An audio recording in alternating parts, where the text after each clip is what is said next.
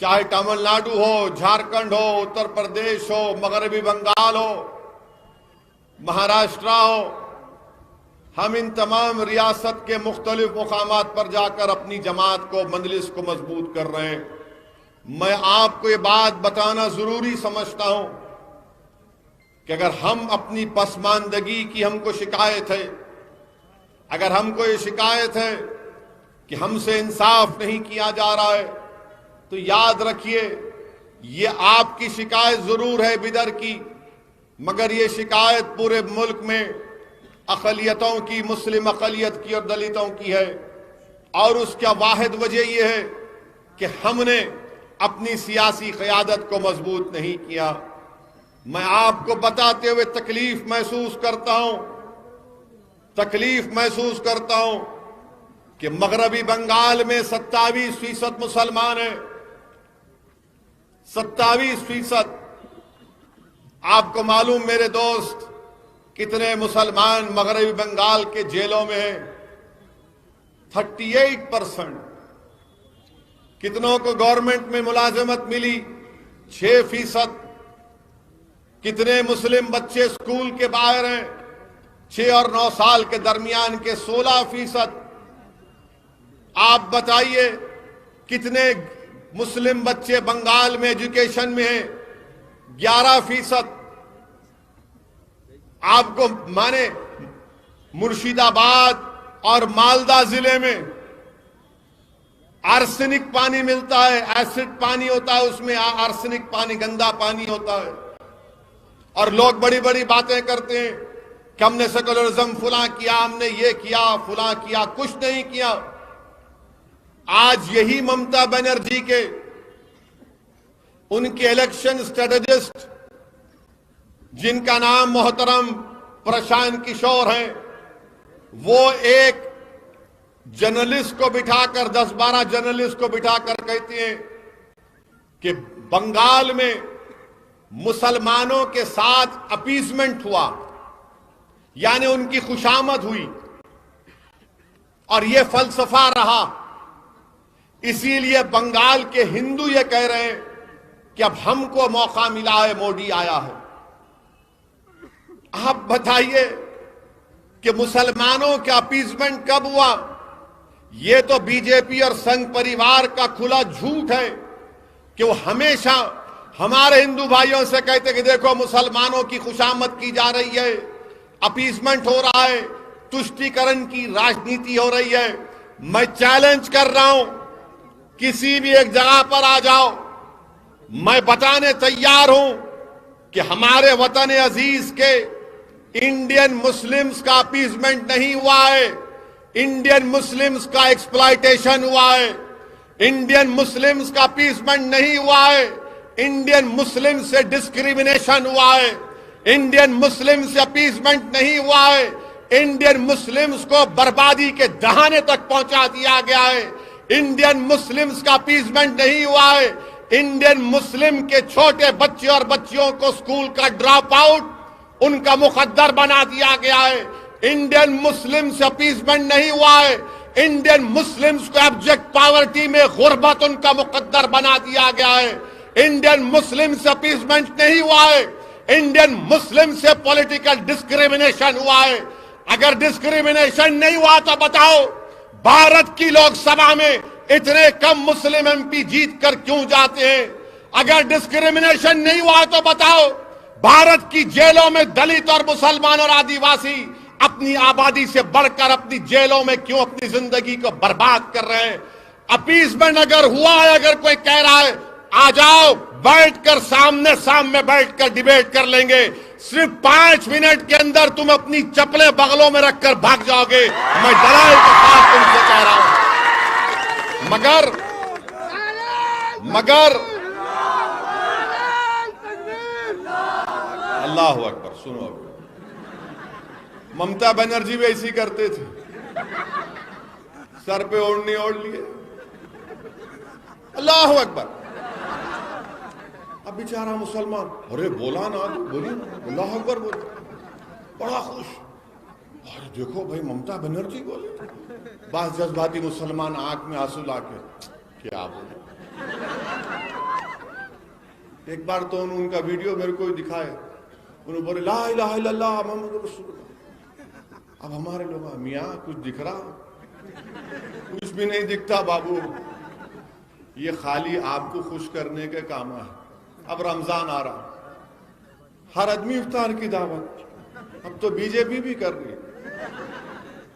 ये हमको जरूरत नहीं है इन चीजों की। हमको जरूरत क्या है? हमारे बच्चों को स्कूल, हमारे बच्चे बच्चियों को कॉलेज, हमारे महल्ले में पीने के पानी की लाइन, ड्रेनेज की लाइन। इंसाफ की जरूरत है, इज्जत की जरूरत है, ताकत की जरूरत है। और आज भारत की जो सियासत है, मैं आपको जिम्मेदारी के साथ बता रहा हूं, एक मंसूबाबंद तरीके से, जिसको आप सेकुलर पार्टियां बोलते ना, मैं तो कम्युनल हूं, मेरे को तो डिग्री दे चुके हैं लोग, मेरे को कोई उससे फर्क नहीं पड़ता। आप जितनी गाली देना चाहे दे दो मेरे को, मैं उसके लिए तैयार हूं। क्योंकि जितना आप मुझे बोलेंगे, मुझे यकीन है कि कुदरत उतना ज्यादा मेरा साथ देगी। मुझे तुम्हारे, और ना मैं इन तमाम सियासी पार्टियों के सर्टिफिकेट का मोहताज हूं। मैं कोई मोहताज नहीं हूं, मैं हमेशा अल्लाह का मोहताज था, हूं और रहूंगा इंशाअल्लाह ताला। हम कोई सर्टिफिकेट के मोहताज नहीं है। मगर आपको मैं बता रहा हूं, आज हर इलेक्शन आप देख लो, बंगाल का इलेक्शन हो रहा, वहां पर टीएमसी की हुकूमत ने अपने इलेक्शन मैनिफेस्टो में लफ्ज मुसलमान को लिखना गवारा नहीं किया। आसाम में इलेक्शन हो रहा है, मगर वहां पर डराया जा रहा है कि कोई मुसलमान सीएम ना बन जाए। तमिलनाडु में इलेक्शन हो गया और वहां पर वो अन्नादुराई की सरजमीन, पेरियार की सरजमीन, सूर्यवंशी साहब जानते हैं पेरियार और अन्नादुराई कौन थे। वहां पर डीएमके अपने इलेक्शन मैनिफेस्टो में बोलती है कि हम उन लोगों को 25,000 से 1 लाख रुपया देंगे जो काशी और मथुरा और दीगर मंदिरों को जाएंगे। 1,000 करोड़ रुपये उन मंदिरों को देंगे जिसमें द्रविडियन आर्किटेक्चर है। मेरे अजीज दोस्तों और बुजुर्गों, मुझसे 2 दिन पहले एक मोहतरमा जर्नलिस्ट है, सहाफी हैं, उन्होंने मुझसे इंटरव्यू किया और पूछा कि असद साहब आप बहुत बोलते हैं लोगों को। मैंने कहा हाँ बोलता हूं। तो बोले नहीं, क्या कैंसर का मुकाबला करना है या टाइफाइड या टीबी का मुकाबला करना है? मैंने कहा मैडम बुरा मत मानिए, एक बात बोलता हूं मैं आपको। बोले बोलिए। हमारे पास, हम बचपने से देख रहे कि टाइफाइड टीबी है, खत्म ही नहीं हुआ, अब तक है ना, बचपन में सुन रहे हैं ना, टाइफाइड टीबी। कैंसर तो अब फैल रहा, वो भी फैल रहा। बोला क्या करेंगे अब? नहीं, कैंसर का करना है, टाइफाइड टीबी का करना इलाज।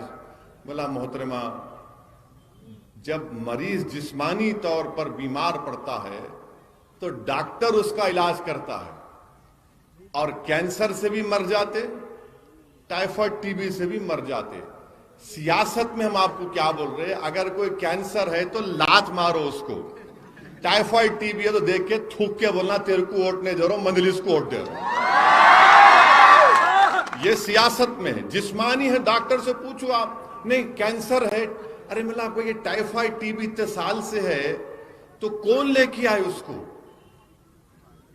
सियासी तौर से अगर आप देख, कौन लेके आए उसको? और हम लोग बोलते नहीं, फिरका परस्ती बढ़ गई। फिरका परस्ती हमेशा थी और हमेशा रहेगी। फिरका परस्ती हमेशा थी और हमेशा रहेगी। अगर फिरका परस्ती नहीं थी तो बाबा साहब अम्बेडकर कैसा पार्लियामेंट का इलेक्शन हार गए? कैसा हार गए बाबा साहब अम्बेडकर? वो आदमी जिसने भारत का कॉन्स्टिट्यूशन, आईन बनाया, उसको हरा दिया इन लोगों ने, ये जालिम लोगों ने। अब आज आकर आपको बोलते, हमारे को बोलते नहीं नहीं उन्हों आ रहे ना, उन्हों आ जाएंगे। अरे उन्हों आओ तुम दोनों एक ही हो। तुम दोनों मिलके क्या किया हमारे लिए बताओ। आप बताइए कि जब मैं आज वो ऑडियो सुना जिसमें ममता बनर्जी के इलेक्शन स्ट्रेटेजिस्ट कह रहे हैं कि मुसलमानों से अपीसमेंट हुआ, ये फलसफा है। अरे हमारी बर्बादी के फसाने बन गए भारत में, मेरी बर्बादी के फसाने बन गए, और आप आकर मुझसे कहते हैं ने अपीसमेंट हुआ। मैं आपसे कह रहा हूं कि अपीसमेंट इसको कहते हैं कि रमजान आया, इफ्तार की दावत, एक मुशायरा कर दिए, कव्वाली कर दिए, ओ क्या नहीं, इसकी हमको जरूरत नहीं है। मैं उन नौजवानों से अपील कर रहा हूं जो मेरी बात को समझ रहे हैं, उन बुजुर्गों से इल्तिजा कर रहा हूं, हमारी मां और बहनों से गुजारिश कर रहा हूं जो अपने घर में बैठकर इस दीवाने की आवाज को सुन रहे हैं, याद रखो, अगर आज आप उठकर अपनी जमात को मजबूत नहीं करेंगे, अगर आज आप अपनी आवाज को मजबूत नहीं बनाएंगे, अगर आज आप मुत्तहिदा तौर पर अपने वोट से अपनी पार्टी मजलिस इत्तेहादुल मुस्लिमीन को कामयाब नहीं करेंगे, अगर आज 2021 में इस मुल्क का दलित, इस मुल्क का मुसलमान, इस मुल्क का आदिवासी अगर मेरी इस बात को नहीं समझ रहा है तो याद रखो, नुकसान हमारा होगा। फिर रोकर शिकायत करने से कोई फायदा नहीं, हमको मुत्तहिद होना पड़ेगा। डरने और घबराने की जरूरत नहीं है। हमारी जिम्मेदारी नहीं है कि हम फिरका परस्ती को हराएं, जिम्मेदारी उन लोगों की है। अगर आज 306 बीजेपी के एमपी लोकसभा में है तो क्या इसका जिम्मेदार मैं हूं? बिदर से 2 मर्तबा बीजेपी का एमपी जीत गया तो क्या इसके जिम्मेदार आप हैं? क्या आपने बीजेपी को वोट दिया था लोकसभा के इलेक्शन में? कितने लोगों ने वोट नहीं दिया? हाथ उठाओ। डरो मत। कैसा जीता उन्हें? कैसा जीता? मैं आके बोला था ख्वाब में, मैं उड़ के आया था। कैसा जीता उन्हें? सोचो, आप हंसने का नहीं है, एक पैगाम और फिक्र लेकर जाओ। कैसा जीता वो? क्यों जीता वो? इसके जिम्मेदार आप नहीं है, इसके जिम्मेदार कांग्रेस पार्टी है, इसके जिम्मेदार कुमारस्वामी की पार्टी है, वो जिम्मेदार है। तुम अपने लोगों को नहीं रोक सक रहे, अपने वोटर को। यहां के दूल्हे भाई की तलवार बन के हमको बता रहे, वहां नहीं रोकते, जाके वहां भाग गया, उन्हें मोदी के गोद में बैठ के चाय पी रहा। हमारे पास आकर बोलते हैं नहीं नहीं देखो उन्होंने आ गए ना, अब हमारे से मिलकर रहो। अरे तुम लोग उसको जिता रहे, हम नहीं जिता रहे। आपका वोटर भाग गया उधर, उन्हें आरएसएस की चड्डी और पैंट पहन के भाग गया, हम तो नहीं गए। मगर नहीं, आप लोगों सेकुलरिज्म को जिंदा रखना। अरे हम खुद मर जा रहे ना, कितनों को जिंदा रखेंगे आप? कितनों की गुलामी करेंगे हम? मेरे अजीज दोस्तों और बुजुर्गों, जब बंगाल को जाकर देखा हूं, मालदा और मुर्शिदाबाद, क्या आप सोच सकते बिदर में बैठकर कि मुर्शिदाबाद में आर्सेनिक पानी वर्ल्ड हेल्थ काउंसिल कहती है कि 300 बीपीपी होना चाहिए, वहां पर 300% ज्यादा है। आप बताइए क्या हो रहा है? बंगाल में 38% मुस्लिम जो हैं वो महाना 2400-500 रुपये कमाते। कोई जी सकता उसमें? यह फिरका परस्ती नहीं है। और हम पे इल्जाम लगाते हैं 11% बच्चे हायर एजुकेशन में, 27% की आबादी है। ये तमाम लोग आकर दबा रहे हैं, दीवार की तरफ धकेल रहे, हमको दीवार की तरफ हट जाओ। जिस तरह कचरा साफ करते ना झाड़ू से, इस तरह हमको कचरा समझकर साफ कर रहे हैं। याद रखो, मैं जब तक जिंदा रहा अपनी ये बात करता रहूंगा, मुझे परवाह नहीं है किसी को तकलीफ हो। मैं सच्चाई को बयान कर रहा हूं। कितना बर्दाश्त करेंगे हम? मस्जिद को शहीद कर दिए और हमसे छीन लिए, फसाद करवाए, इंसाफ नहीं किए, जालिम को इख्तिदार दे दिए। अब बताइए आप, अगर अब नहीं उठेंगे तो कब उठोगे? मेरी बात अगर कड़वी लग रही है तो आदत डालो, क्योंकि मैं यहां पर तुम्हारे सामने खड़े होकर चापलूसी या मुनाफिकत नहीं कर सकता। मैं तुमको सच्चाई बता रहा हूं जो तुमको नहीं बताई गई थी। यह सच्चाई है हमारे देश की, यह सच्चाई हमारे देश की। यकीनन देश से मोहब्बत करना है और करते रहेंगे, मगर देश से मोहब्बत करना अलग है, सियासत में अपना मुकाम पैदा करना यह भी हुब्बुल वतनी है। अगर भारत से मोहब्बत है तो भारत की सियासत में अपना एक मुकाम पैदा करो।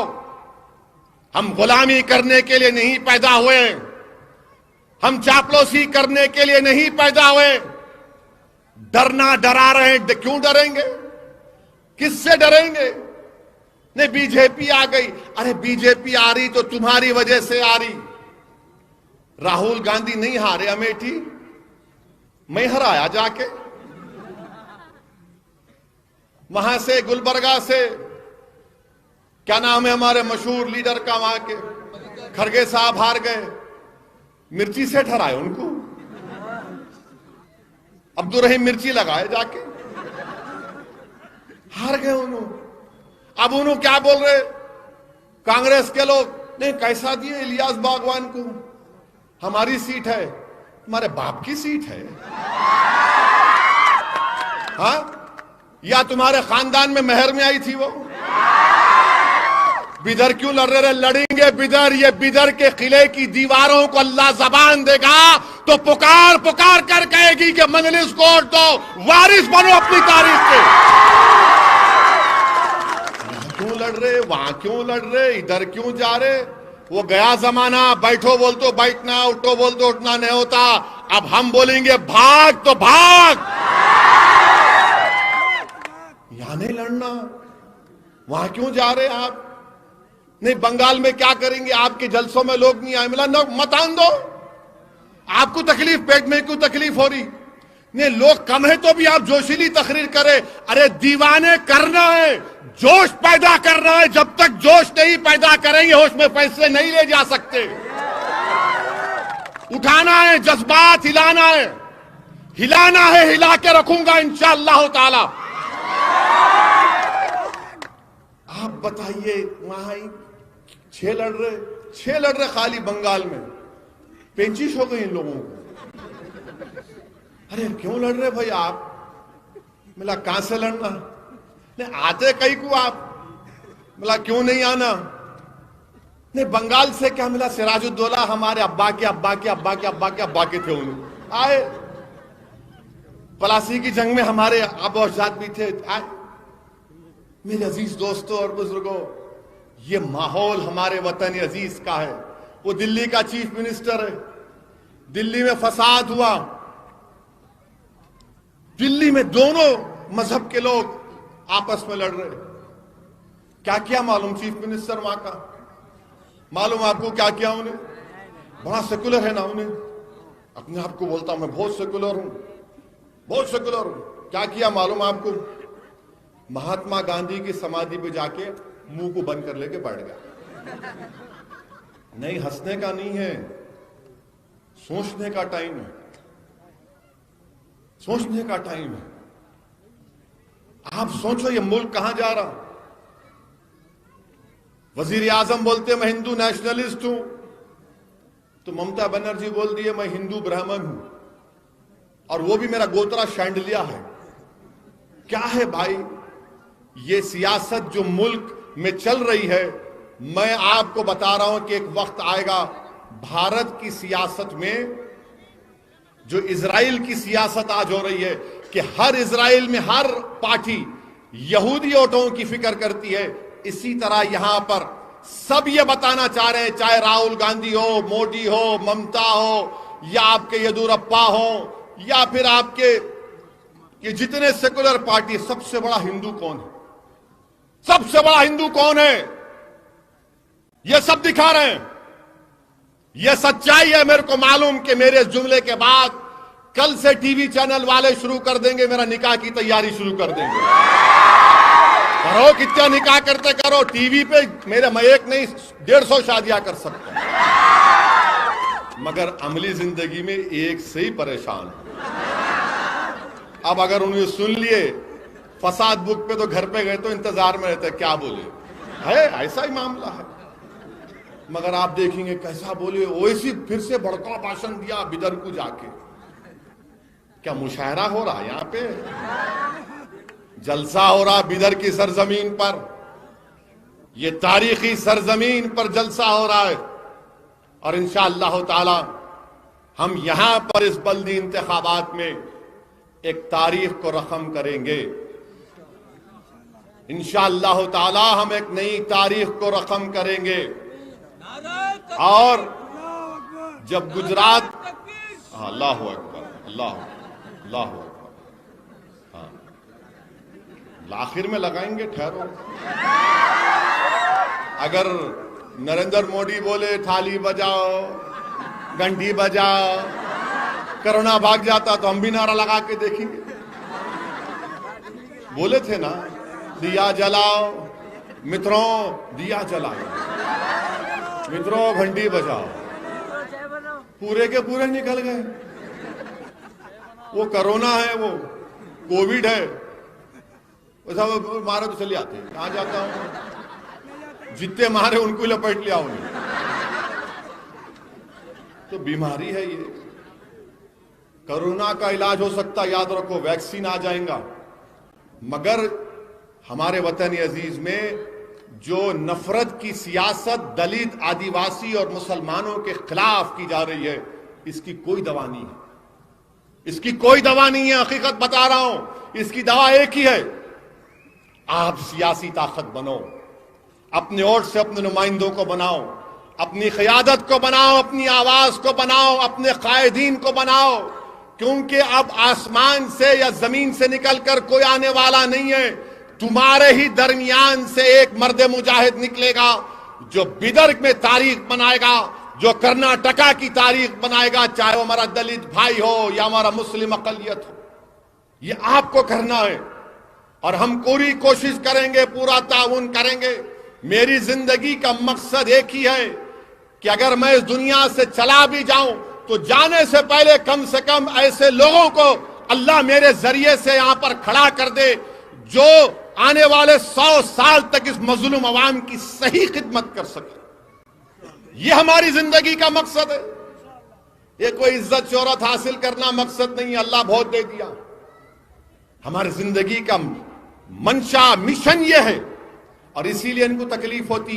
गुजरात में हम इलेक्शन लड़े बल्दिया का, बहुत पुकारा करे, क्यों आए, आ गए। देखो जब तक नहीं गए थे गुजरात को, ये पूरे कांग्रेसियां बोलते थे, अरे वो शेरवानी को बोलो ना गुजरात जाओ, वो बोलो ना ओवैसी को, शेरवानी को जाओ बोलो गुजरात को। हम गुजरात चले गए, सिर्फ 15 दिन की मेहनत हुई गुजरात में। पार्टी को रजिस्टर करवाए, 15 दिन मेहनत करे। सैयद मोइन बैठे, गोधरा में सैयद मोइन को बिठा दिए थे, गोधरा में।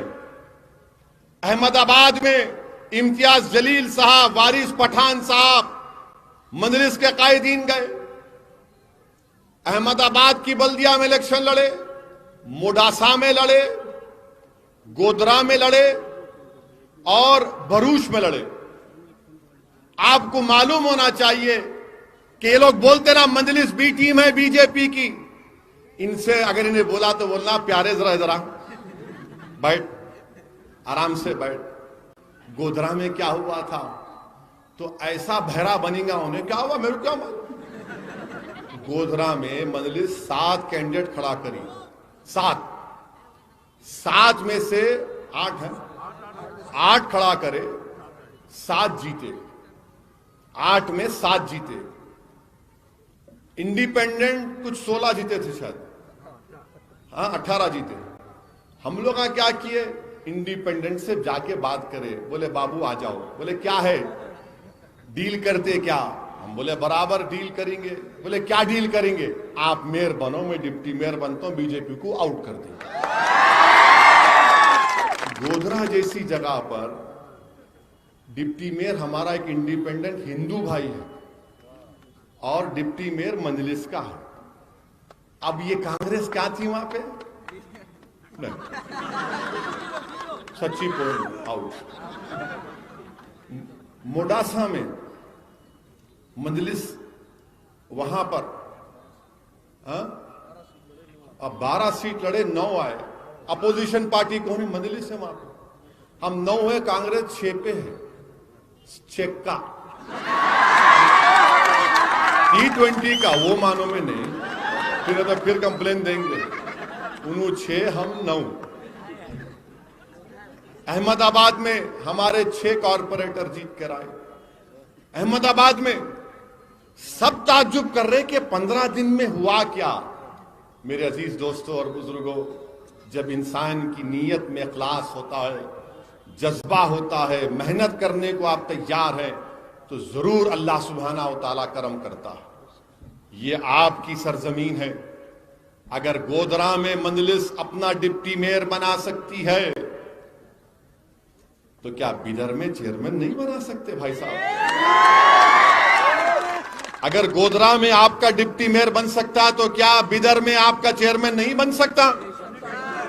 वो जोर से बोलो, जरा हाथा उठाकर बोलो, बनाएंगे इंशाअल्लाह। अब नारा लगाओ आप। ठहरो, है ना दूल्हे भाई, ठहरो जरा। नारे तकबीर, भारत भारत। हाँ, अब आया। अब यहां से आपको ये टेम्पो को लेके चलना है, पूरे बिदर में पहुंचाना है। और आपसे मैं गुजारिश कर रहा हूं कि मुत्तहिद रहिए। ये यकीनन बीजेपी को हराना है, मगर ये कांग्रेसियों को नहीं आता।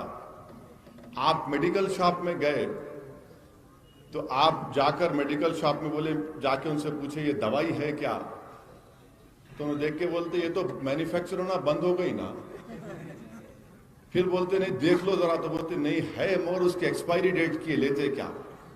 वो कांग्रेस पार्टी हो चुकी है। इनके लीडर जो है केरला में इलेक्शन लड़ने गए, इलेक्शन कैंपेन करने जाके समंदर में कूद के तीर रहे। क्या आप ऐसे मुकाबला करेंगे मोदी से? ऐसे मुकाबला करेंगे? पुशअप मार रहे क्या है भाई? ये तो मोदी को के हाथ में खेल रहे आप। बीजेपी को मजबूत करने वाली पार्टी का नाम कांग्रेस पार्टी है। ये हकीकतें बता रहा हूं मैं आपको। महाराष्ट्र में, पड़ोस में महाराष्ट्र में असेंबली इलेक्शन में खूब दिल भर के मजलिस को गाली दिए। कांग्रेस एनसीपी बोलती थी ओवैसी को रोकना है तो हमको वोट दो, शिवसेना को रोकना है ओवैसी को वोट मत दो। इलेक्शन हुआ तो जाके उद्धव ठाकरे को चीफ मिनिस्टर बना दिए। उद्धव ठाकरे को, शिवसेना को चीफ मिनिस्टर बना दिए। और वही उद्धव ठाकरे महाराष्ट्र की असेंबली में खड़े होकर कहता है कि हमारी पार्टी को फख्र है कि हमने बाबरी मस्जिद को शहीद किया। आप बताइए, ये सेकुलरिज्म है? मगर आपको क्या बोला जा रहा है? अब दूसरा ऑप्शन ही नहीं है। क्या करेंगे? खामोश हो जाओ? नहीं, खामोश नहीं बैठना, याद रखो। अगर खामोश बैठेंगे तो फिर आप और हम गूंगे हो जाएंगे। अगर अब खामोश हो जाओगे तो मुर्दार कहलाओगे, जिंदा नहीं कहलाओगे। अगर आज हरकत नहीं करोगे तो आने वाली नस्ल हमको माफ नहीं करेगी। इसीलिए हरकत करना है, जिंदगी का सबूत देना है, खामोशी को तोड़ना है, सन्नाटे को तोड़ना है। और आपको इस मुल्क में गरजदार आवाज बनना है। जैसा आसमान से बिजलियां गिरती हैं, उस तरह तुमको मुत्तहिदा तौर पर अपनी इत्तेहाद की ताकत पर एक ताकत और बिजली बनकर इस जमहूरियत को मजबूत करना है। ये काम आपको करना है और आपको करना है इंशाअल्लाह ताला। डरने और घबराने की जरूरत नहीं है।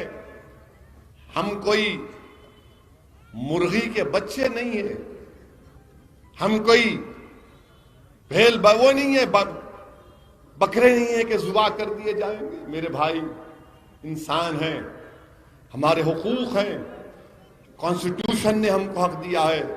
हमको बराबरी को हासिल करना है और बराबरी को हासिल करने का तरीका यह है कि जमहूरियत में हिस्सा लो, जब आप वोट डाल सकते हो तो वोट लो भी ना, आप वोट ले भी सकते ना। हैदराबाद में बल्दिया का इलेक्शन हुआ, हैदराबाद में बल्दिया का इलेक्शन हुआ, अमित शाह आ गए, मोहम्मद गौस बैठे हुए हैं, मोहम्मद गौस की बल्दी हल्का कौन रूपलाल बाजार, घासी बाजार, अमित शाह खाली मोहम्मद गौस को हराने के लिए घासी बाजार में आ, खाली अमित शाह है। योगी आदित्यनाथ पूरे 3-4 वार्डों में रैली निकाला। हम बोले आओ प्यारे, वेलकम है, तुम भी देखो नजारे और उसके बाद देख के चले जाना। मोहम्मद गौस के घासी बाजार डिवीजन से हमारे बंगाली हिंदू भाई वोट डाले, वहां के हमारे मारवाड़ी हिंदू भाई वोट डाले। करीब 6000 के करीब वोटों से बीजेपी के सिटिंग कॉर्पोरेटर को हराया वहां से, 6000 वोटों से। ये मजलिस काम कर रही, थालियां मार रहे। इतनी देर से मुझे बोल रहा हूं, तालियां मारने के लिए नहीं, आप एक फिक्र लेके जाइए, मुत्तहिद रहिए मेरे भाई, डरने और घबराने की जरूरत नहीं है। और मैं हमारे वजीर आजम नरेंद्र मोदी से इस बात का मुतालबा करता हूं कि रसूल अल्लाह सल्लल्लाहु अलैहि वसल्लम की शान में जिस खबीस ने गुस्ताखी की है, दिल्ली की लॉ एंड ऑर्डर बीजेपी के पास है, उत्तर प्रदेश में बीजेपी के पास है। हम इस बात का डिमांड करते हैं कि जिस शख्स ने हमारे रसूल मोहम्मद मुस्तफ़ा सल्लल्लाहु अलैहि वसल्लम की शान में गुस्ताखी करने की कोशिश की, आप उसको गिरफ्तार करिए, उसको जेल में डालिए। अगर कोई फेसबुक पर नरेंद्र मोदी का मजाक करता है तो पुलिस उसको गिरफ्तार कर लेती है। जब हमारे रसूल मोहम्मद मुस्तफ़ा सल्लल्लाहु अलैहि वसल्लम की शान में गुस्ताखी कर रहा है, गुस्ताखी करने की कोशिश कर रहा है, तो हुकूमत का फरीजा यह है कि उसको गिरफ्तार करे, कानून से सजा दिलाए, उसको जेल को भिजाए, उसको सजा दिलाए। ये हमारा मुतालबा है हुकूमत से। बहरहाल मेरे अजीज दोस्तों और बुजुर्गों, आपसे गुजारिश है कि मुत्तहिदा तौर पर मंजलिस के उम्मीदवारों की कामयाबी के लिए आपके ताउन की जरूरत है, आपके दुआओं की जरूरत है। और बिदर में पीने के पानी का मसला है, और एमपी साहब तो यहां पर बोल दिए ट्रेन, हैदराबाद की ट्रेन ही नहीं है, एयरपोर्ट है, खाली बेंगलुरु को जाओ। खिला है, बिदरी हैंडीक्राफ्ट का कोई प्रमोशन नहीं है। ये तमाम चीजें हैं, इसके लिए जरूरी है कि आप मजलिस इत्तेहादुल मुस्लिमीन का साथ दें। बिदर की तरक्की के लिए, बल्कि बिदर की जामे तरक्की के लिए, बिदर में अमन और भाईचारगी को और मजबूत करने के लिए मेरी तमाम अहलियान बिदर से अपील है कि आप आने वाले म्युनिसिपल इलेक्शन में MIM पार्टी के उम्मीदवारों को